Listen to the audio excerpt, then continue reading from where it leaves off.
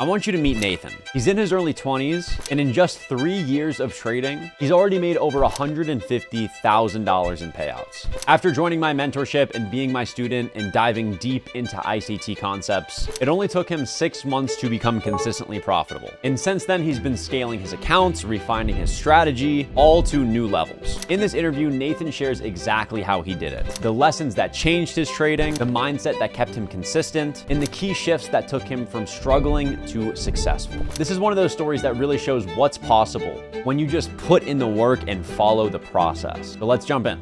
Alrighty guys, welcome back to another video. I'm here with Nathan, one of my students. He has been absolutely killing it recently. We wanted to start doing some more student interviews and kind of asking them what are some problems that they've had, how did they overcome it, how are they seeing success, so that you guys can start learning from, people that are actively getting payouts consistently within our community, and just basically, share as much knowledge as possible. So Nathan, I have some questions for you, but first, introduce yourself. I'm very happy because we played a game of Valorant last week. But you've been absolutely killing it, bro. Give me a little introduction and kind of tell us a little bit of a story of how you got into trading, how you ended up finding me, just kind of everything. All right. So I'm Nathan. I've been trading for around 3 years now. Started with options, then went over to Forex, and then finally found the love of my life, NQ. Options never worked. Forex never worked. I tried just losing, and I don't even know how to explain how much you've helped me with your trading. I just have to give you a little shout out at first before I go more. You made it happen though. You made it happen though. Yep. And yeah, the way I was able to find you was, funny enough, I started like a lot of people with TJR with his boot camp. I was watching that every day, and then he ended up going on a vacation with you to Miami, and then that's how I found out. That was like 2 years ago. Yeah. You guys went to Miami, found out about you, found out your channel, and ever since then just fell in love with the way you teach. And from there on, started getting payouts, started learning the markets, mastering the markets, and yeah, that's pretty much it for me right now. Wow, man, bro. I mean, I want to start going, a little bit more in depth. Tell me about your strategy. Obviously, you trade similarly to me, but what do you think was the biggest when it comes down to strategy? Because I also want to know, before you were successful, what were you struggling with when you started getting payouts? What was the big, epiphany that maybe have happened? But tell me a little bit about your strategy. What are you looking for every single day? Yeah, so going into the day, it really depends on the type of market conditions. What I've been really liking is more of soup trades, just because I noticed when I was trading more of changing the states and having my stop losses at the highs and lows, I wasn't really comfortable with the size of the stop. So I wanted to adjust my trading style so I could have smaller losses and better risk reward. So me learning turtle soup, that helped me. And that's pretty much it. I usually wait for some type of soup in either direction, and if there's an SMT, that's my bread and butter. SMT soup inside of a fair value gap, that's my model. And another one of my models that I've been studying a lot is 930 manipulation. What I notice a lot with the opening candle is we would always have a move in the opposite direction of the drawn liquidity. There wasn't one today.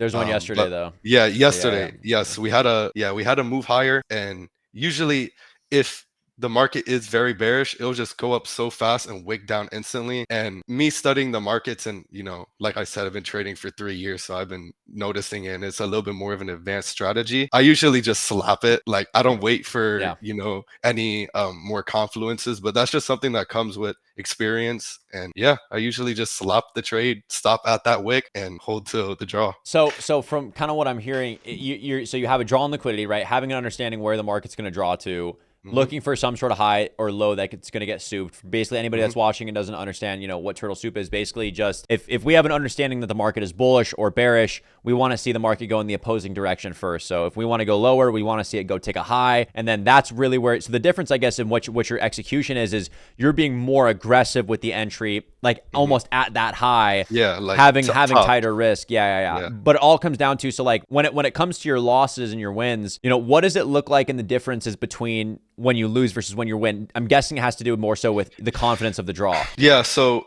depending on the draw, for example, today my draw was the 15-minute fair value gap that never got filled. I can't really show it, but You can screen share too. Yeah, if you want to run, if you want me to, like, I'd love to see you run through your strategy or price action if you want. Okay.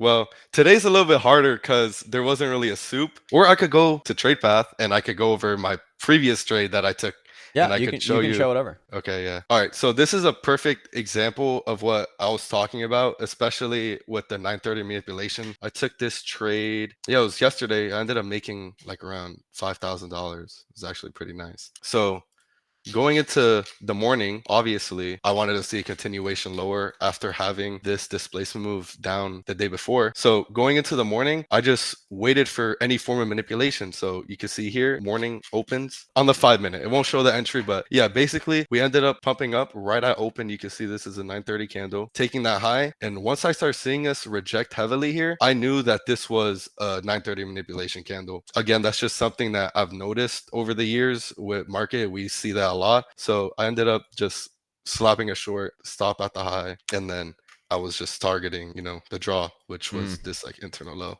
and these lows. That's pretty much it. That was literally the trade. Easy. I was done in 10 minutes. And that's just like something that I've been like back testing has been working a lot. And that's a lot of the time what I've been taking recently. Um, and Have yeah, that's you just has something changed like when you started getting a lot of payouts? And by the way, how much in payouts have you gotten now? over six figures. Wow, bro. Gotten, close to 150K in payouts Bro, over all the beast, firms. dude, Yeah, insane, dude. crazy, What do you crazy. think? What do you think is like your biggest shift when it comes from, before you started getting payouts up to when you started getting payouts, and is it, continuing to ramp up as there up and down periods? What does that look Yeah, like? of course, with trading, it's never going to be only up. And honestly, it's what you're always preaching, which is less is more, just stepping back and realizing you don't have to trade every day. Those couple days that we are at all-time highs, that was like the most bad PA I've probably seen in my whole career of trading.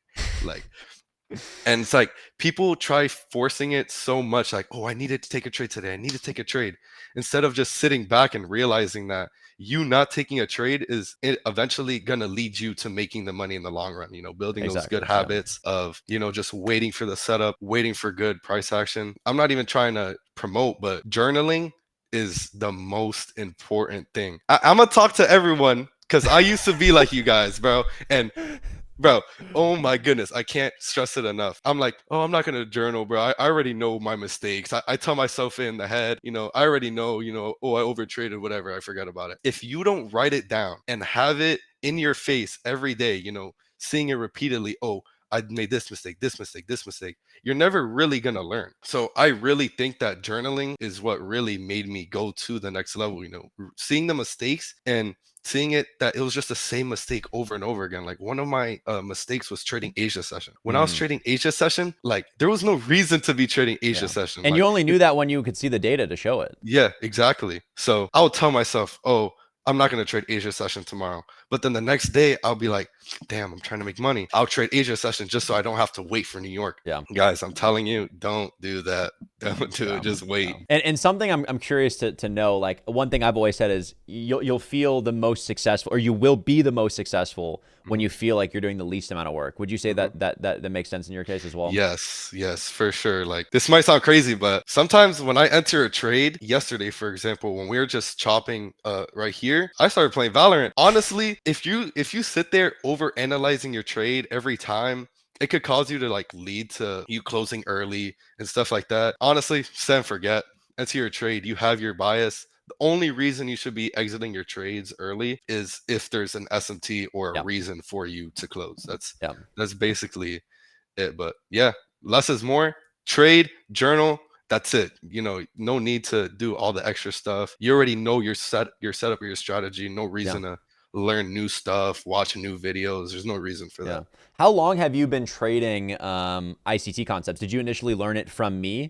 Yeah, actually, from you is when I got more in depth. Mm, Like watching the boot camp of TGR, I learned, fair value gap, liquidity sweeps, but it was never as in depth as learning it from you. Learning SMTs, standard deviation, all like the more advanced concepts. Yeah, it's been probably a year and a half now trading ICT. wow. And what do you Yeah. think, like when you look back on your journey before you were getting payouts, what was the big shift? Like what just caused it from go to like struggling to now getting six figures in payouts? That's a hard question because there's never really, a solid Yeah. answer. But I really think it's getting burned over and over again. There's a switch that happens in your mind, when you're losing nonstop, you lose. And like every day you're like, oh, is trading for me? Am I gonna make it? This and that. But you just have to believe and like keep going and know that the only way you're really going to make it is if you follow your plan, you stick to your rules, and you could tell yourself you're going to do something, but if you don't, then it's never going to happen. Also, another thing, being disciplined inside of your actual life instead of just trading. How can you, say you're going to go to the gym, follow a diet, but then, you're eating McDonald's at night, you're skipping the gym, and then expect to go on the charts and expect to follow all your rules every day, all day. It doesn't work like that. You have to have that shift in your mind to be disciplined in your life, and that'll transfer to your trading. And that's why a lot of times in the mentorship, like I couldn't agree more. We talk so much about identity and how big and important it is to know like success doesn't come from a change. It comes from a change of an identity. Exactly. What do I stand for? Do I care more about respecting myself enough to do the things in which I say I'm going to do? And the aspect of, you can't expect to be disciplined while trading if you're not disciplined outside the market is this, the same part of that, which is, do I care more about the idea of being successful or actually embracing the process of bettering myself as an individual, improving as an individual, starting to build discipline, going to the gym, working on a business, working on, whatever that is for you. It's doing the hard things and learning to, broaden the shoulders and get comfortable with it. Anybody who might be struggling when you look back at your journey and starting to get payouts, like, what is the biggest piece of advice that you can give? Biggest piece of advice, honestly, like as cliches as sounds, don't give up. I lost thousands of dollars on funded accounts before, I started passing them and getting payouts. And I know how hard it could be on your mental health, just losing repeatedly and having to sit there and just want to be making that money back. But you just have to allow yourself to want the process more than the progress. You need to focus on building yourself as a trader than focusing on the money. And I know it's hard and it sounds counterintuitive, but you just have to focus on, following your rules, taking those A+ setups, and just not focusing on the money. The moment you stop focusing on the money is when you'll see the best improvement. And I can't like say that enough. Yeah. As hard as it sounds. I 100% agree. Like the times in which I found myself the most profitable versus, struggling the most, a lot of the times when I struggle the most, like if I look back, in the last 5 years, a lot of the times when I'm struggling, it's almost like I care so much that it feels like I'm forcing it. I'm constantly trying to take trades. I'm constantly trying to prove to myself that I can be profitable. I'm proving to myself that I know my edge. And when you simply submit and you treat it like you're a professional, I think that's a big part of it as well, where a lot of the times you care so much that you end up doing yourself damage. And, we always talk about this in the community, but trading is such a different type of work, right, than it is any other thing. Like if you go to the gym, it's a brute force type of work, right? You show up every day and you get in as much as you can. With trading, work could be doing literally nothing. And it's knowing that is a part of improving. That is a part of growing. And, life and school and all of our experiences in our life has told us that's not the case, that you need to work hard to be successful. You need to do this to be successful. And in trading, people end up falling short because they're like, I feel like I'm on a hamster wheel. I feel like I keep pushing forward and I'm not getting anywhere. And it's really it's a paradoxical kind of thing to, the idea of submission, like you said, and like we've covered, it feels effortless when success is rising. You're not forcing it. You're seeing it. You're reacting to it. You don't need to take a trade. You don't have to take a trade. It's when the opportunity is there, you submit to it and you react to it, and you just let it do its thing. You don't fear of losing. You don't fear of winning, and you just kind of let it do its thing. I mean, like you, for example, you sat in front of the markets almost all day, especially with your afternoon live, and everyone in the chat is the whole time, are you gonna take a trade? Are you gonna take a trade?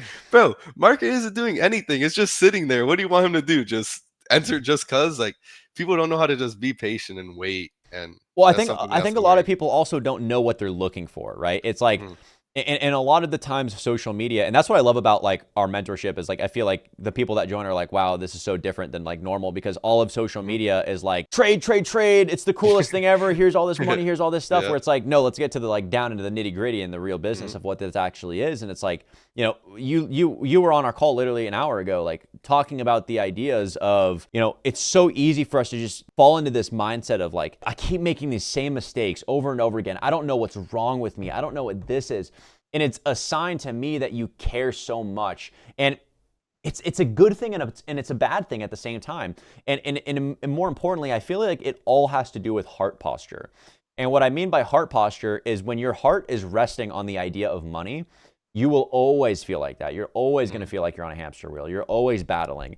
If your heart posture is to be humble and improve and want to learn and want to grow and want to react, and money's not even a part of the equation, you'll end up attracting it all to you. And it's such a weird, thing because nothing else in life is very, similar to, and actually, in my opinion, like the only thing that I would say is similar to trading is like building a relationship with God. Like the idea of submission and knowing like, I don't know everything, and it's just like life. If I try to force my will and I want this way and I just keep running into a brick wall, I know that it's most of the time not the right way in which to go about it, but sometimes I find myself in a position where the right opportunity opens up, the right people come into my life, and it's not by trying to find those things. It comes with improving as a person, seeking and going a level deeper, right? One thing that I said on live today, I don't know if you heard, is like to go 3 steps forward, you got to go 3 steps deep, and when you go deep is when you can really, ask those questions and really ask myself, like, why do I want to change? Why do I want to make money? Who do I need to be able to accomplish it? Right? It's like a lot of people have goals, but they're not the person to accomplish it. And you have to care more about becoming the person to accomplish it than it is, looking for just success alone in a broad term. I mean, going off of that, I remember I was talking to you in another one of our sessions how, yeah, I got the nice car, but that's not at the end of the day what made me happy. What really made me happy was uh, building myself as the person to be able to afford a car like that from trading. Trading is a you versus you. You have to master yourself as a human to be able to make it in trading. Like, yeah, you could have the nice car, making all this money is fun and cool, but at the end of the day, what's really going to make you happy is learning yourself and mastering yourself and your emotions and your discipline. And that's the most important thing in life, just leveling up as a human in general, getting closer to God, 100%. going to the gym, everything, just mastering yourself over just thinking about all the artificial, materialistic things. Yeah, So, exactly.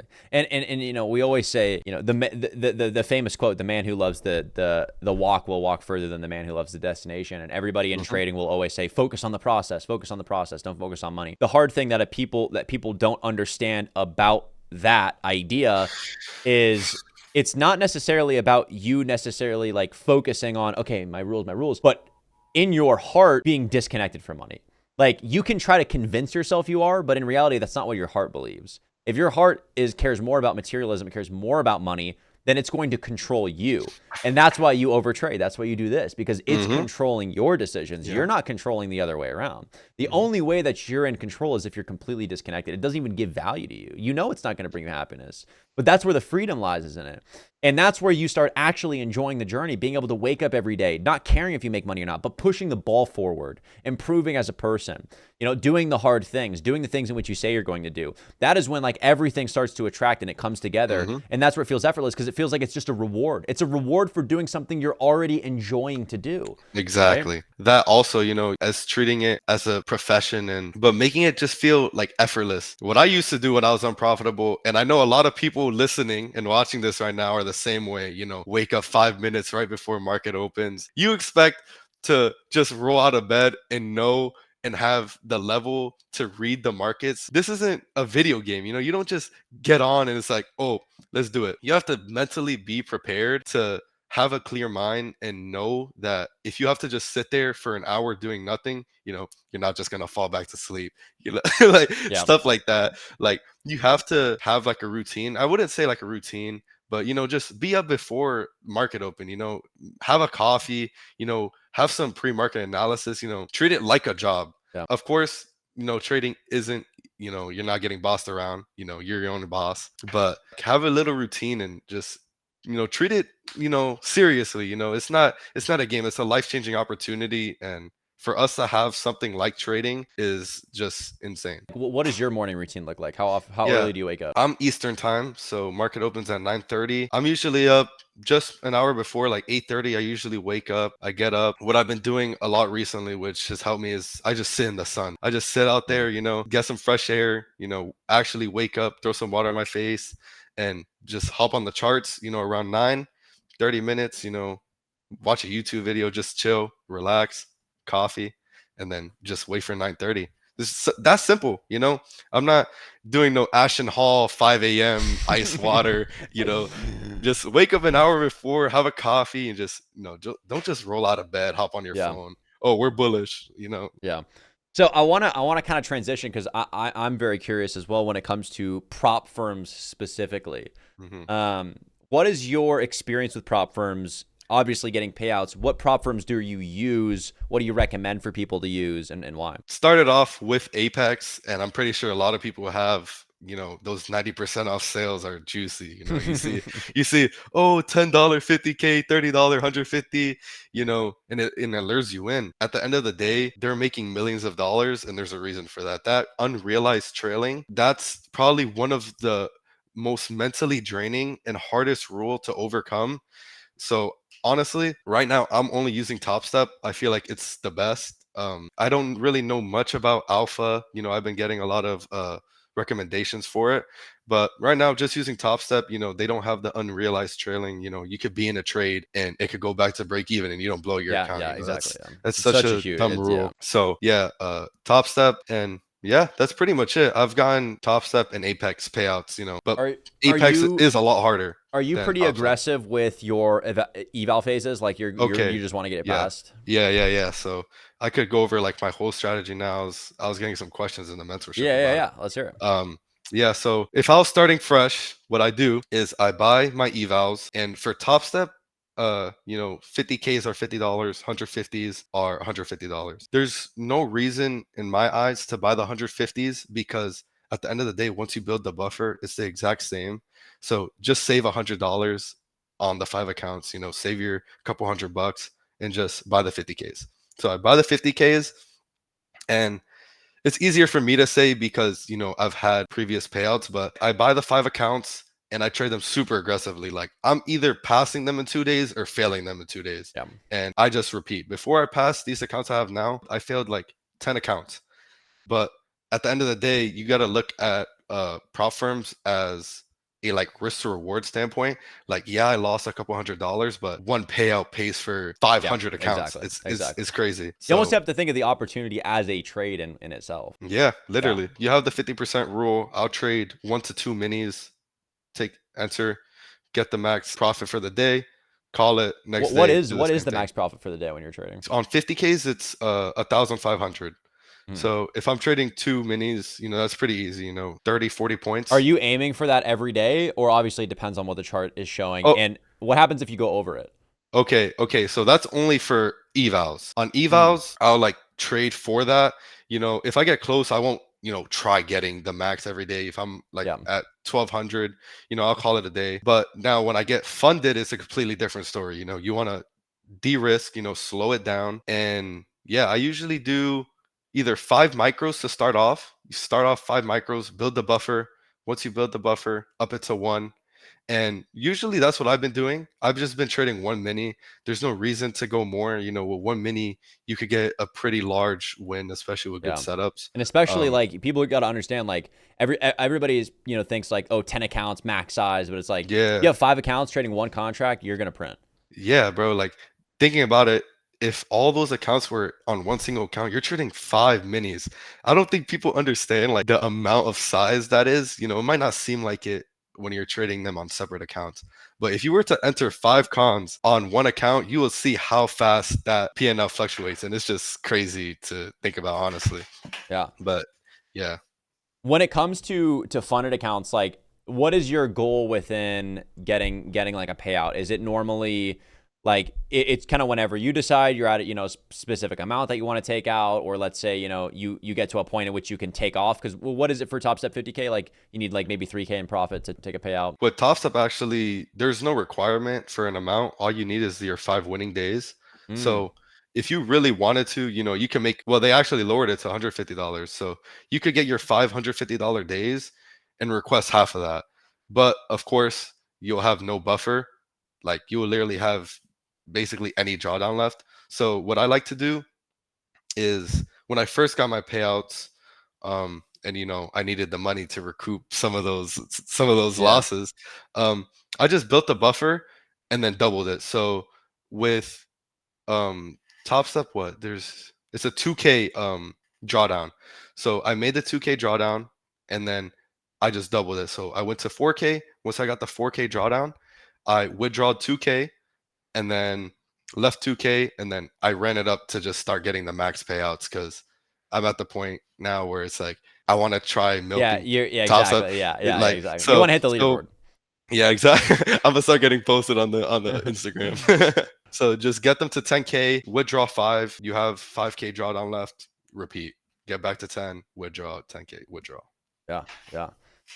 Dude, all right. I got one last question for you, and then I'd love for you to give any last advice. But when it comes to the trading journey as a whole, and you were to look back at your journey from start to finish, what do you think was the most the most pivotal point? And obviously everybody kind of asks what is that aha moment? My answer is Uh-huh. there kind of isn't really an aha Yeah. moment, but I'd love to see your perspective, and if there is that pivotal point, what do you think that was? I really have to agree with you. Like there's no, oh, this day I became profitable, you know. It's just like really realizing, like I said earlier, like you can't focus on the money. You have to focus on just following your rules, you know, sticking to your trading plan, journaling, you know, do what you know you need to do. Everyone knows what they need to do. They just don't do it. Because when I was unprofitable, you would preach all the time, you know, journal, follow your rules, do this, do that. And I'd be like, yeah, yeah, yeah. Then Yeah, I'll come in and trade no news Mondays and I'm blowing up my account and I'm freaking out, you know. yeah, Uh, and that's like another thing that I could preach a lot. A lot of people would be profitable if they don't take those unnecessary losses. Like 100%. like I said, trading Asia, journaling helped me figure that out. But another thing was no news Mondays, you know. But a lot of people aren't like that, you know. Just because no news Mondays doesn't work for us doesn't mean it won't work for the next Yeah, person. yeah, and that's And why that's journaling's what important because you that gotta, yeah. exactly. That's why journaling always comes down to figuring out what your mistakes are, what your best parts are, because something that won't work for me could be, you know, what would lead you to profitability. And I don't know. All right, I do got one more question actually. How much, Got you, obviously, from being in our mentorship in the community, how much do you think that was a part of your success and like boosting you forward? bro. Oh my goodness. Like I can't even stress it enough. Like the mentorship. I mean, that's really what changed trading for me, you know, being in a mentorship where, you know, it's not just, oh, take this trade, but more of like why you took it, you know, why you're sitting there doing nothing, you know, and then having that community of people to, you know, talk with, you know, who have the same goals, who are trying to become profitable. Just being in there, I've made some like pretty good friends in the mentorship, you know, Yeah, we DM here and there. Andre, yeah, me and him Andre. are meeting up next, like I Really? think That's next sick. You week. guys Yeah, got to send me a yeah, picture. yeah. He's coming down to Miami and we're gonna meet up and just being in that environment of like-minded people and you know having you to guide us here, bro, like Yeah. it's Would you crazy. recommend would you recommend our mentorship to people that are kind of For looking sure, for extra help in that sense? for sure. If you need someone to like guide you in a sense of like, I wouldn't say babysit you, but you know, tell you what's right from wrong, Yeah. and you need that extra help, I'll definitely recommend it. You know, it's not just about, oh, I know the strategy, I don't need to join. You know, that's not what the mentorship's about. It's about, you know, leveling up as a person, um, and just being around, you know, a group of like-minded people. Yeah. Yeah. All right. Last Yeah. question for you. If you have, one thing to say to anybody watching to end off, what piece of advice or what do you have to say? Again, don't give up. Trading is a very hard journey. I know you could feel like quitting sometimes, you know, don't. If I could do it, you could do it. I'm a young kid who graduated high school 3 years ago. Just seeing how trading has changed my life, you know, we all have that end goal. And I promise you, I could guarantee it. If you guys just keep going and do what you're supposed to do, you'll make it and we'll all get to that end goal of becoming profitable. I love it, That's bro. pretty much it. You know, don't give up. Don't give up. Well, Don't bro, give I up. appreciate you taking the time and hopping on and having a nice little conversation. I know we'll probably continue to keep talking with. I'm excited to just continue to see you run it up, bro, and see you even get to the next level and then the next level after that, bro. Yeah. Alrighty. Well, hopefully you guys enjoyed this video. Again, do you have socials too? I'll link them in the description as well. Yeah, I could send them to you, but on TikTok and IG, it's just Nate Trades underscore, and Perfect. it's Yeah, a I'll picture of link me with I'll the link them car. in the So, description. all Gotcha. right, thank you, thank you. Alrighty. hopefully you guys enjoyed this video and this interview. Let us know if you want to do more of these kind of style interviews with our successful kind of students, being able to come on, share some sauce with you guys. But if you enjoyed, leave a like, subscribe, go follow Nate as well. And we will see you guys in the next one. Peace.